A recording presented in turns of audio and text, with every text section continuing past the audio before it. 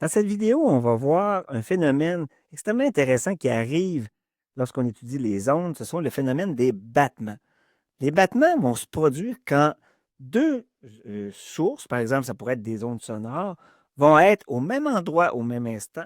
Donc, ils vont créer de l'interférence qui va faire en sorte que si leur fréquence est légèrement différente, il va se produire des battements. En fait, s'il y a une différence dans les fréquences, en général, il va y avoir des battements.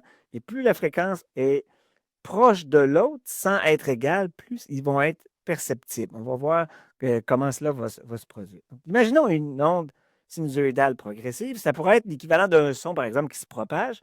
C'est juste qu'ici, j'ai mis une fréquence de 2 Hertz qui ne correspond pas du tout à une onde sonore. Mais on pourrait imaginer, par exemple, que c'est une fréquence de 440 Hertz qui pourrait être un La. Ma simulation ne permet pas d'aller dans ces fréquences-là. Qu'est-ce qui arrive si je joue par-dessus une note qui est légèrement décalée? Par exemple, un La 442. Donc, ce serait l'équivalent, là, ici, je vais mettre une deuxième fréquence qui va être à 2,2 Hertz. Donc, légèrement décalée par rapport à l'autre. Là, j'ai mes deux ondes en même temps ici, mais ces deux ondes-là, pour trouver leur résultante, et je dois les additionner par le principe de superposition, point par point. Qu'est-ce que ça va donner quand on va additionner les deux ondes? Bien, ça va être notre onde résultante qui va avoir cet aspect-là, ici. Voyez-vous la courbe en orange. Donc, on a encore une fois une onde, on va entendre un son. On voit qu'il y a une certaine fréquence. Hein, la courbe, elle monte, descend, monte, descend, monte, descend. On va se rendre compte que la fréquence qu'on va percevoir, la note de musique qu'on va entendre finalement, c'est la moyenne des deux. J'avais un 2 Hertz. Je viens mettre un 2,2 Hertz. Finalement, la moyenne des deux, c'est 2,1 Hertz. Ça, ce serait comme la note qu'on entendrait. C'est la fréquence principale qu'on va entendre. Mais on voit que ce son-là, il est comme modulé. Donc, c'est comme si l'amplitude du son, c'est-à-dire sa force dans ce cas-là, va monter, descendre, monter, descendre. Voyez-vous, on a un top ici, ça redescend là. Ça remonte là, ça redescend là. Donc, ça fluctue dans le temps. Donc, si on se place à un endroit donné, donc par exemple ici, je serais sur un son qui serait peu d'amplitude ici, donc ça serait, j'entendrais rien. Et là, le son monte. Voyez-vous, vis-à-vis ma flèche, le son est en train de s'en venir, va monter. On va atteindre le maximum ici. On va finir par redescendre par la suite, donc dans la partie qui est ici. Ça redescend, et ainsi de suite. Donc, le son qu'on va entendre, ça va être quelque chose comme parce que l'amplitude du son va être modulée à une certaine fréquence. C'est ce qu'on va appeler les battements. Et les battements, ici, voyez-vous, la fréquence des battements qu'on entendrait, ça serait 0,2 Hertz. Donc, la différence entre les deux qu'on avait. Donc, j'avais un 2 Hertz au départ, 2,2. Donc, on va entendre des battements à 0,2 Hertz. Dans mon exemple que j'ai donné tantôt, si on avait une note qu'on jouait à 440 et une autre à 442, la fréquence moyenne, ce serait 441. Donc, j'entendrais un La légèrement décalé à 441, mais il y aurait des battements équivalents à la différence entre les deux, c'est-à-dire à de 2 Hertz. Donc, le son monterait et descendrait à 2 fois par seconde, si on veut. Donc, on aurait 2 cycles par seconde à ce moment-là. Donc, on se rend compte que la fréquence des battements est la différence entre les deux, alors que la fréquence résultante, la note qu'on entend, elle, est la moyenne des deux. Si j'augmente l'écart entre mes deux fréquences, par exemple, je suis passé de 2,2 à 2,4, comme, comme ça.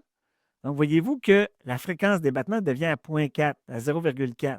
Donc, on a plus de cycles. Donc, le son ferait plus quelque chose du genre.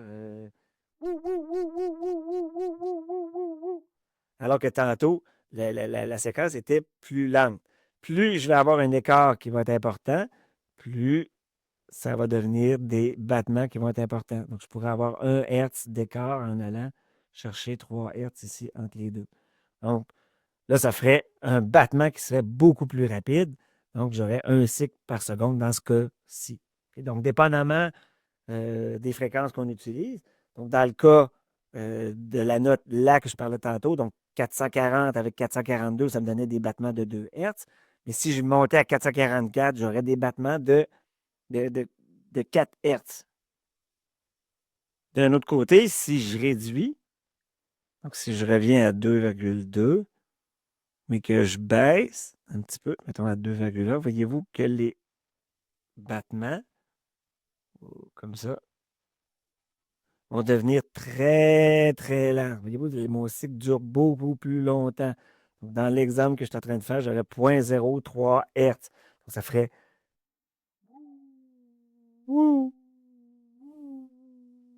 donc beaucoup plus lent à ce moment-là. Et dès que les deux fréquences sont égales, les battements s'annulent. Voyez-vous qu'il n'y a plus de battements à ce moment-là. Donc, je pourrais avoir soit d'un côté ou de l'autre, hein, je pourrais descendre de l'autre côté. J'ai des battements qui réapparaissent. Et plus il y a un écart qui se creuse, plus les battements ont une durée courte, donc plus la fréquence des battements va augmenter. Je vais vous présenter une petite démo où on va faire des battements. Donc, vous allez pouvoir les entendre. Je vais commencer par mettre des fréquences identiques sur deux haut-parleurs de 440 Hz chacun, qui correspond à un La. Par la suite, on va augmenter une des deux fréquences de 1 Hz. Donc, je vais mettre 441. Vous allez entendre, vous allez voir le son que ça va faire. Il va y avoir des battements qui devraient durer une seconde. Parce qu'en fait, il va y avoir un cycle par seconde quand il va y avoir un écart d'un Hertz entre les deux. Par la suite, je vais mettre 442. Vous allez vous rendre compte qu'il va y avoir deux cycles par seconde. Vous allez vraiment entendre les battements. Le son va monter, descendre deux fois par seconde. Je vais mettre 443. Donc, vous allez voir là, la logique qu'il y a derrière ça. Puis après ça, je vais aller de l'autre côté. Là. Je vais mettre 439, ensuite 438, 437 là, pour qu'on voit justement l'effet de l'augmentation ou de la diminution là, de la fréquence par rapport à l'autre source. Donc, c'est ce qu'on appelle les battements. Euh, Après, vous allez voir, là, je vais mettre une fréquence beaucoup plus élevée. Donc, vous allez voir l'augmentation des battements là, qui vont apparaître. Donc, plus il y a un écart entre les deux fréquences, plus la fréquence des battements devient élevée. En fait, c'est la différence entre les deux fréquences des sources qui nous dit la fréquence des battements, tout simplement. Donc, ça se calcule très, très facilement. Si je mets 450 Hz sur un des haut-parleurs et 440 sur l'autre, je vais avoir des battements de 10 Hz. Non seulement vous allez entendre le son, donc vous allez voir sur un oscilloscope le son qui est capté là, par des haut-parleurs que j'ai renvoyé dans l'oscilloscope.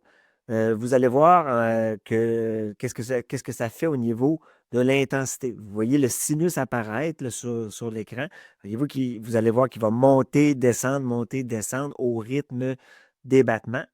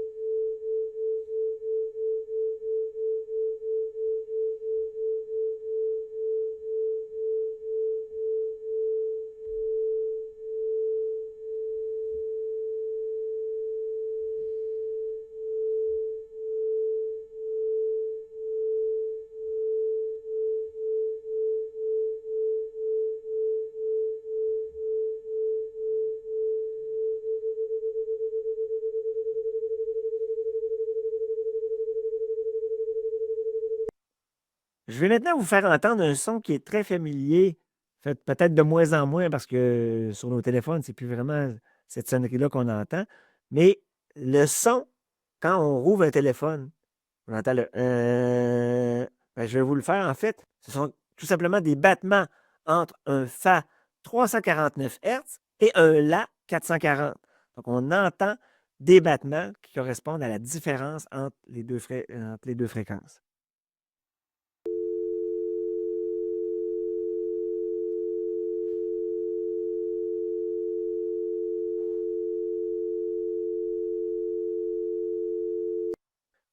Lorsqu'on a deux sources de son qui jouent simultanément comme ça, on a des battements qui correspondent à la différence entre les fréquences des deux sources.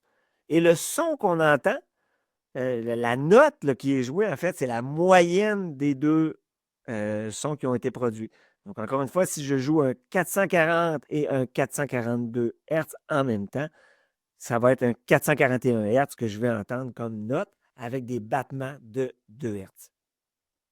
Alors voilà, c'était la petite vidéo que je voulais vous présenter sur les battements. N'hésitez pas à m'écrire des commentaires, mettre un pouce en l'air si vous avez aimé la vidéo, de vous abonner aussi. Donc, je vous dis à la prochaine.